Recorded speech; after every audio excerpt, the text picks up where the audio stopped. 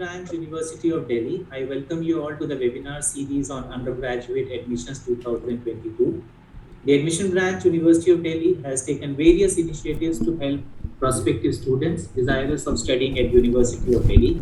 This webinar series is one such step in the ladder. This series will last for 5 days and aims to spread awareness about the admission process and to clear the doubt of the candidates.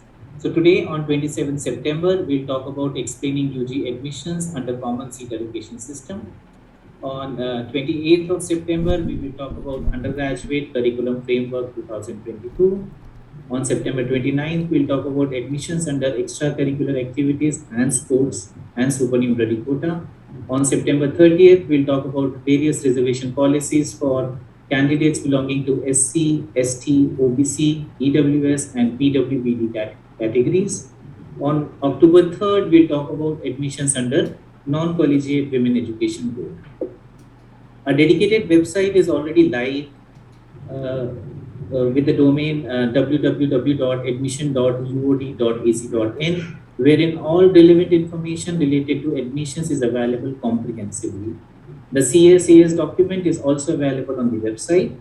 This website is a one-place stop reference for all important information related to admissions of University of Delhi.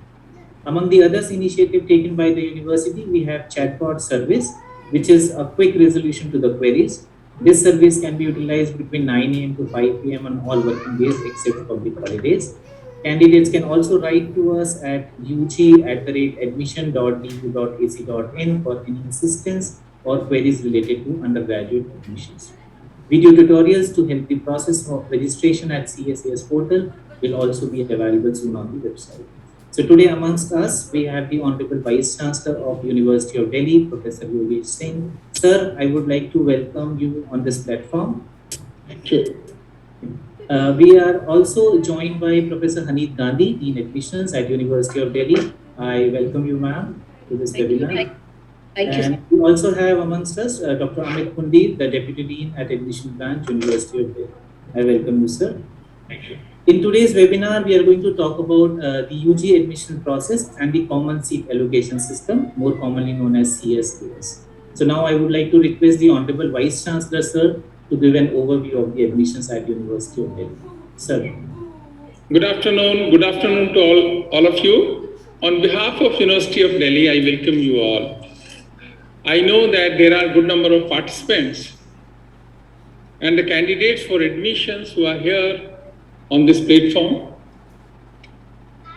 There are many issues because the system is new to us, but it's a wonderful system. Don't worry about it. My request to all of you that please register yourself if you have not registered. If you have registered, then now the time has come to start giving preferences for the college and subjects. If you want to study physics honors, then and that is your first preference, select physics honors in all the colleges. Don't be reluctant about the selection of the colleges, because large selection will be better for you, so that in the first round you will get a college. If you are satisfied with that, it's okay. If you are not satisfied with that, then in the second round, there are chances that you will get a better college. So this is a process, totally computerized, transparent process. And I'm quite hopeful that good number of students will get admission through our system of seat allocation. First time, like CUT is first time, this our centralized seat allocation system is also first time. If you have any problem, we have helpline system at university level, college level also, to address your queries, to address your anxieties. Don't worry about it. Have confidence, have patience, be positive about the whole thing.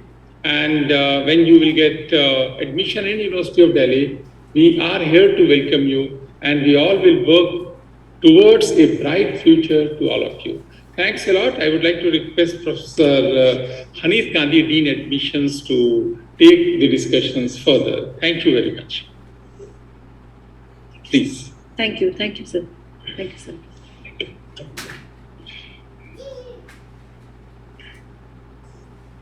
So, Dr. Sonkar, shall we take it ahead? Yeah, sure, ma'am, please. Namaskar. मैं professor हनीत Gandhi, मेरे साथ Delhi university की admission team जुड़ी हुई है, जिसमें professor Amit पुंदीर sir और मेरी ब्रांच के भी मेंबर्स जुड़े हुए हैं ये वेबिनार करने के लिए आप सबके साथ। इस वेबिनार में जो जैसा कि प्रोफेसर सोनकर ने बताया, इस सीरीज ऑफ वेबिनार में हम आपको यूनिवर्सिटी में एडमिशन में जो डिफरेंट कोर्सेज हैं, इस साल से हम एक तो CUET के माध्यम से हम CSAS में एडमिशन कर रहे हैं यूनिवर्सिटी में। जैसा सर ने भी बताया कि ये बिल्कुल नया सिस्टम है, तो it is natural that there will be anxiety, there are questions in your mind. CSAS का सेकेंड फेज हमने कल लॉन्च किया था 26 सितंबर को। तो without wasting any time, we wanted to talk to you to explain you the CSAS portal that we have launched now. The Common Seat Allocation System portal जो हमने अब लॉन्च किया है, इसके बारे में आपको पूरा एक्सप्लेन करना, हम वीडियो ट्यूटोरियल के साथ भी आपको एक्सप्लेन कर देंगे। तो आज के वेबिनार ये लाइव स्ट्रीम हो रहा है और ये YouTube, हमारी यूनिवर्सिटी के चैनल के YouTube के ऊपर रहेगा भी। कभी भी डाउट हो तो इसे ज़रूर देख लीजिएगा, पॉज करके देखिए, ध्यान से सुनिए, क्योंकि ये स्टेजेस जो भी हम आपको बताने जा रहे हैं ये आपके एडमिशन से रिलेटेड है। और द पॉइंट इज दैट यहाँ पर कोई बहुत ट्रांसपेरेंट सिस्टम है, कोई भी गलती की गुंजाइश नहीं है। तो फॉर्म भरते हुए भी टाइम लीजिए, ना तो जल्दबाजी करिए और ना ही लास्ट डेट तक का वेट करिए। सो प्लीज़ अपना पोर्टल ध्यान से देखते रहिए। प्रेफरेंसेस का जो ऑप्शन खुला हुआ है इसे ध्यान से देख लीजिए, अभी ये 14 दिन तक खुला हुआ है। Don't be in a haste कि आपको आज ही प्रेफरेंसेस डालनी है, वो भी एक गलत होता है। और लास्ट डे पे डालने में भी जल्दबाजी होती है और गलतियां होती है। जो आप प्रेफरेंसेस भरेंगे आपका एडमिशन उसी के बेसिस पे होगा। तो आज जो हम बात करने जा रहे हैं, हम आपको कुछ एडवाइजेस भी दे देंगे और आपको पूरा प्रक्रिया भी समझा देंगे। आप फिर मैं दोबारा रिपीट कर रही हूँ कि जब भी आपको अगर कोई डाउट हो तो यूनिवर्सिटी की वेबसाइट पे आप आके सारी इन्फॉर्मेशन ले सकते हैं, चाहे वो CUET से थी, चाहे वो CSAS से थी। हमारी एडमिशन वेबसाइट है www.admission.uod.ac.in। हमारी पूरी टीम तैयार है आपको वेलकम करने के लिए। वी हैव, जैसे सर ने बताया, हमारे पास चैटबॉट फैसिलिटी है जिस पे आप बात कर सकते हैं। हमारे पास ईमेल IDs हैं जिन पे बहुत जल्दी रिस्पॉन्स जा रहा है, और हमारे पास हेल्पलाइंस भी हैं जिन पे भी आप हमें फ़ोन करके बात कर सकते हैं। Our system is well in place, and we are overcrowded with lot of mails and lot of phone calls, yet we are taking care of them in a very timely manner. So we'll begin the presentation. I'll begin with my presentation right now, and then we will navigate you through the CSAS portal also.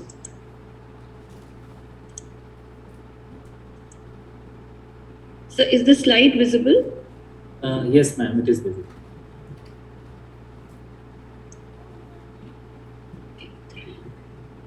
Delhi विश्वविद्यालय में अब जो admissions हो रहे हैं वो हमारी नया सिस्टम है जिसको हमने कॉमन सीट एलोकेशन सिस्टम दिया है। इसी प्रक्रिया के अंतर्गत सारे एडमिशन होंगे। दिल्ली विश्वविद्यालय में हम बहुत प्लेटफॉर्म्स पे ये बात बता चुके हैं, nevertheless we will still repeat that. अब जो आपका पोर्टल खुला है उस पर आप देख सकते हैं there be 79 undergraduate programmes. You have an option to choose also 260 BA programme combinations, and we offer admissions in Bachelor of Arts, Bachelor of Science, Bachelor of Commerce, Bachelor of Music, BWalk, BLEd और भी बहुत सारे programmes हैं जिनमें हम admission offer करते हैं। ये जो हमारा एडमिशन की प्रक्रिया है ये हमने फरवरी में ही काम करना शुरू कर दिया था, और अप्रैल 5 को हमने अपना बुलेटिन ऑफ इंफॉर्मेशन लॉन्च कर दिया था जिसमें सभी कोर्सेज की एलिजिबिलिटीज शामिल थी। यानी वहाँ हमने बता दिया था कि अगर आपको दिल्ली विश्वविद्यालय में जिस कोर्स में एडमिशन लेना है तो आप CUET के कौन से पर्चे में एडमिशन एंट्रेंस दें, वो सब हमने अपने बुलेटिन ऑफ इंफॉर्मेशन में डाल दिया था 5 अप्रैल को। उम्मीद है आप लोगों ने वो देखा होगा और उसी को पढ़कर आप लोगों ने अपना CUET का पेपर दिया होगा। CUET के जो आपके अंक आए हैं, जो नॉर्मलाइज स्कोर है, उनके आधार पर अब हम आपका एलोकेशन या एडमिशन शुरू कर रहे हैं, जिसके सारे रूल्स और सारी पॉलिसीज हमारा डॉक्यूमेंट जो है कॉमन सीट एलोकेशन सिस्टम यानी CSAS 2022 के अंतर्गत दी गई है, और ये भी हमारी एडमिशन वेबसाइट पे दिया हुआ है। बुलेटिन ऑफ इंफॉर्मेशन 2 भाषाओं में दिया हुआ है, अंग्रेजी और हिंदी, उसे एक बार दोबारा देख लीजिए। और कॉमन सीट एलोकेशन सिस्टम अभी इंग्लिश में है, 1 हफ्ते के अंदर अंदर ये हिंदी में भी उपलब्ध हो जाएगा, तो आप उसे भी ध्यान से पढ़ लीजिएगा। कुछ खास बातें सीसा से रिलेटेड, सबसे पहले जब आप अपने पोर्टल पे जाएं तो बुलेटिन ऑफ इंफॉर्मेशन और सीसास के रूल्स एक बार दोबारा पढ़ लीजिए और उनको ध्यान से उनमें समझ लीजिए। CUET या सीसास में अप्लाई करने के लिए जो आपका CUET का एप्लीकेशन नंबर है वो अनिवार्य है। It is mandatory to have the CUET number. अगर आप प्लेटफॉर्म देखेंगे, आप लोग लॉग इन करेंगे तो आपके पास 2 ऑप्शन आ रहे होंगे, एक आ रहा होगा अप्लाई का, दूसरा आ रहा होगा न्यू रजिस्ट्रेशन। अगर आप पहली बार आए हैं तो न्यू रजिस्ट्रेशन पे क्लिक करिए। वो आपसे वहां पर न्यू रजिस्ट्रेशन पे जाते ही पोर्टल के पास आपके पास जो फील्ड खुलेंगी, सबसे पहली फील्ड ही CUET एप्लीकेशन नंबर की है। जब आप वहाँ अप्लाई करके न्यू रजिस्ट्रेशन करके अपना पासवर्ड बना लेंगे, उसके बाद आप अप्लाई करने की प्रक्रिया में भागीदार हो जाएंगे। आपका जो नाम, सिग्नेचर और फोटोग्राफ है उसे आप एडिट नहीं कर पाएंगे। आप देखेंगे कि वो ऑटो इंटीग्रेटेड है CUET के पोर्टल से। बिफोर अप्लाइंग आपसे निवेदन है कि आप अपने सारे दस्तावेजों की एक प्रतिलिपि बना के रख लें, जिसमें सिग्नेचर करके आप रख लीजिए। अभी भी टाइम है, 15 दिन, अभी 14 दिन है आपके पास अभी भी। उन सब सर्टिफिकेट्स को उस प्रारूप में, जिस रूप में हमें चाहिए, जो हमने कहा है, उसको लेकर अपने लैपटॉप में सेव कर लीजिए। क्योंकि ये भी बहुत जगह गलती हो जाती है कि आप फटाफट उस समय डॉक्यूमेंट्स ढूंढ रहे थे और गलत डॉक्यूमेंट अपलोड हो जाता है। तो डॉक्यूमेंट्स की स्कैन कॉपी सिग्नेचर के साथ लैपटॉप में रख लीजिए, जिस फॉर्मेट में चाहिए है और जितने साइज में चाहिए है। एक बार जब आप सीसास का फॉर्म भर देंगे तो आप इन चीज़ों को चेंज नहीं कर पाएंगे। अपने माता पिता का नाम, आपने जिस कैटेगरी में SC, ST, OBC, PWD, CW, जिस कैटेगरी या सब कैटेगरी या कास्ट में आप सीसास भर देंगे, फेज 1 में जो भर देंगे वो फिर दोबारा चेंज नहीं हो पाएगा। तो ध्यान से भरिए। आपका जेंडर यानी मेल है या फीमेल है, किस ईमेल आईडी से आप हमारे साथ कम्युनिकेट करना चाहेंगे, या हमें अगर आपको कुछ नोटिस भेजना है तो किस ईमेल आईडी से हम आपसे बातचीत कर सकते हैं, वो ईमेल आईडी, और आपका फोन नंबर डालते हुए भी डिजिट्स दोबारा देख लीजिए। Please do not be in a haste. 10 digits बिल्कुल ठीक हो और उसी नंबर को आप आगे लेके चलिएगा, क्योंकि हम सभी कम्युनिकेशन आपके ईमेल या मोबाइल पे करेंगे। तो ये 5 फील्ड्स चेंज नहीं हो सकती हैं, इन्हें बहुत ध्यान से भरिएगा। सीसास का जो फेज 1 था वो हमने 12 सितंबर को किया था। दूसरा फेज हमने कल ही लॉन्च किया है 26 सितंबर को। तीसरा फेज जो होगा, तीसरा चरण, अभी हम उसकी डेट अभी हमने उसकी शेड्यूल नहीं निकाला है, बहुत जल्द हम उसका शेड्यूल निकाल देंगे। वो प्रक्रिया होगी जब आपको एडमिशन जो मिलेगा, जो आपको सीट एलोकेट होगी, वो मेरिट लिस्ट लिख लेंगी और एडमिशंस हम फेज 3 में लेके जाएंगे। तो हम इसे बहुत धीरे धीरे लेके जा रहे हैं ताकि हर स्टेप पे आप आराम से काम कर सकें और गलतियां ना करें। जो सीसास की एप्लीकेशन है, जो हमने फेज 1 में अगर आपके प्लेटफॉर्म पे दिख रही है, उसमें आपको ये 6 सब सेक्शंस दिखेंगे। सबसे पहला सेक्शन जो है वो पर्सनल सेक्शन है। यहाँ पर आप अपनी पर्सनल डिटेल्स डालेंगे। जैसा अभी बताया, नेम, फोटोग्राफ और सिग्नेचर आप एडिट नहीं कर पाएंगे। ये जो आपने CUET में डाला था वही होगा। फिर आप एकेडमिक सेक्शन में जाएंगे। यहाँ पर आप अपने कक्षा 12वीं में जो अंक थे उन्हें डालेंगे। क्लास 12 के जो आपने सब्जेक्ट्स जिसमें आपने पास किया, उत्तीर्ण हुए, उनके अंक आप डालेंगे। थ्योरी और प्रैक्टिकल के अलग अलग डालेंगे। कुछ क्वेरीज हमारे पास यहाँ पर आ रही थी कि मैंने प्रैक्टिकल नहीं दिया है। अगर प्रैक्टिकल नहीं दिया उस सब्जेक्ट में तो प्रैक्टिकल के टोटल मार्क्स और मार्क्स ऑब्टेन दोनों में 0-0 डाल दीजिए। सेशनल्स दिए हैं या इंटरनल दिए हैं तो वो प्रैक्टिकल में डाल दीजिए। मार्क्स डालते समय गलती मत करिए, क्योंकि ये आगे जाके आपकी टाई ब्रेकिंग में इफेक्ट करेगा और इसे आप चेंज नहीं कर पाएंगे। मार्क्स अपडेट का विंडो अभी ओपन है। जिन बच्चों ने फॉर्म भर दिया है और मार्क्स अपडेट करना चाहते हैं वो अभी भी कर सकते हैं। यही सब्जेक्ट्स आपके फेज 2 में भी मैप करते हैं, तो इसलिए सब्जेक्ट्स भी ध्यान से चुनिएगा और ध्यान से इनको लिखिएगा। इसके बाद आप 2 और सेक्शन देखेंगे, एक है ECA का और एक है स्पोर्ट्स का, सुपर न्यूमररी सीट्स का। ये सुपर न्यूमररी सीट्स हैं जो हमारे दिल्ली यूनिवर्सिटी में एडमिशन्स होते हैं। सभी कॉलेजेस में कुछ सीट्स जो है सुपर न्यूमररी सीट्स में ईयरमार्क्ड है। अगर आप इनमें एलिजिबल हैं, आपके पास if you have the corresponding certificates which have been asked for in ECN Sports, and if you would like to avail these supernumerary seats, then you have to click yes, and you can then go forward and fill your details with respect to ECA and sports sections. There are many ECA categories and sports categories which you can opt for.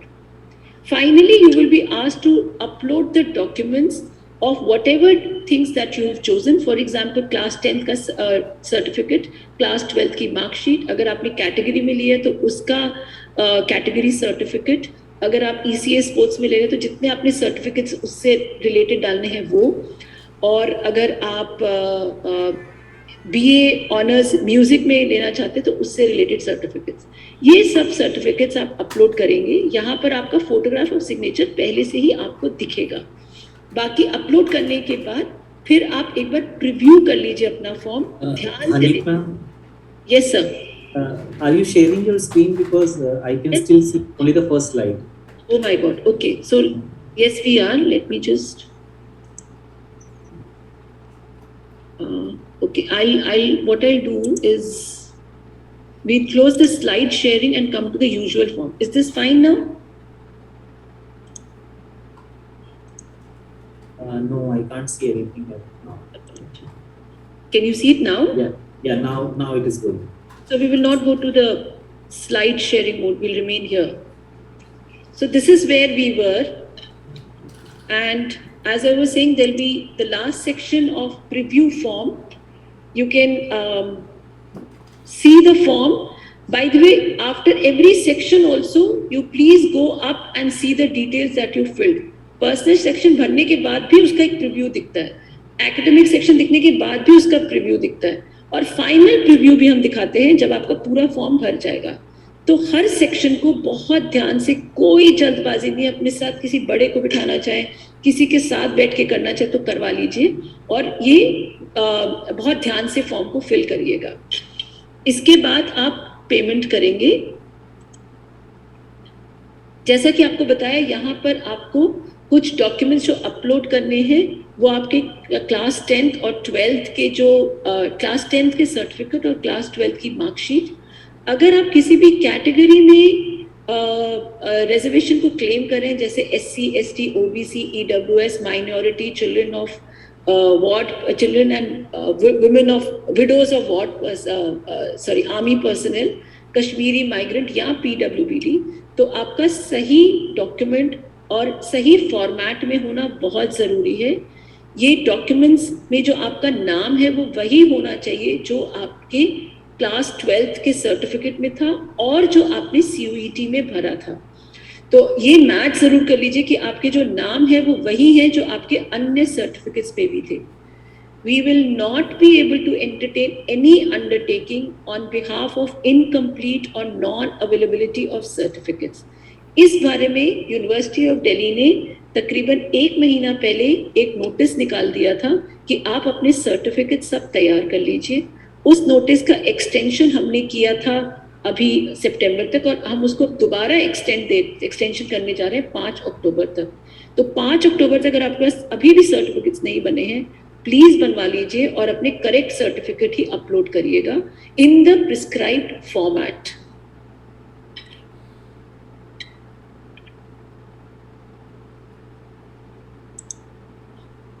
Then finally, you have to make a payment, and the payment gateways will be available on your dashboard. Please do not use any other method of making the payment. Do it only through the payment gateway that is available on your dashboard.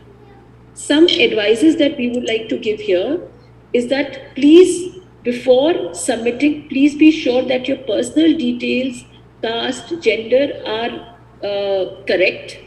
Do take utmost care while filling your class 12th marks, as they will be used for tie breaking. Please ensure, we are repeating again and again all these points to emphasize that you have to take care in all these aspects. Please ensure that all the relevant documents are valid and are in the prescribed format. The formats are already given on the website as well as in the CSAS form. We will not be able to take any undertaking, and fill the form well before deadline and do not be in a haste. For UR, OBC and EWS category, we are charging only rupees 250 one-time application fee. This fees would be non-refundable. For SC, ST and PWBD categories, 100 rupees we are taking only for the allocation or CSAS application fee. If you are applying for ECE and sports, then you will have to pay 100 rupees extra for applying to these supernumerary categories. That was phase 1. Now we'll tell you about phase 2, which we have just launched, because this is the most crucial and the most important phase of CSAS. यही से आपके admission का पूरा आधार बनेगा. आप phase 2 का भी आपके डैशबोर्ड, जिन्होंने फेज 1 कंप्लीट कर लिया, फीस दे दी है, वो फेज 2 को अब एलिजिबल होंगे उसमें पार्टिसिपेट करने के लिए. आप अपने लॉगिन करिए अपने डैशबोर्ड पे, वहाँ पर आपको प्रोग्राम और कॉलेज प्रेफरेंसेस जिसमें आप एडमिशन लेना चाहते हैं वो इस फेज में भरनी है. आप अपनी प्रेफरेंसेस को रीऑर्डर कर सकते हैं डेडलाइन से पहले. अभी हम आपको सारा प्लेटफॉर्म, कैसे आपको प्रेफरेंसेस फिल करनी है और हमने क्या क्या आपके लिए काम किया है, किस किस प्लेटफॉर्म पे हमने अरेंजमेंट किए, वो भी अभी सर आपको बता देंगे. आप अपनी जो भी प्रोग्राम और प्रेफरेंसेस अभी फिल करेंगे वो फाइनल होंगी और उसमें कोई भी एडिटिंग बाद में अलाउड नहीं होगी. तो please be very careful, because in fact we would request that you fill all programs, all preferences, because we also do not know and you also don't know where your relative standing would be. You don't know दूसरा बच्चा क्या preferences भर रहा है और उनके marks क्या होंगे. तो एक भी प्रोग्राम हम 5000 कॉम्बिनेशंस भी आपको ऑफर कर सकते हैं आपकी एलिजिबिलिटी के ऊपर. आप एक भी छोड़िए मत, सभी प्रोग्राम्स और सभी प्रेफरेंसेस को क्रमबद्ध कर लीजिए अपने ऑर्डर में जिस हिसाब से आप एडमिशन लेना चाहेंगे, क्योंकि बाद में कोई भी ऐड या डिलीट करने का अवसर आपको नहीं मिलेगा. मैं सर से रिक्वेस्ट करती हूँ कि आपको फेज 2 के बारे में समझा दें.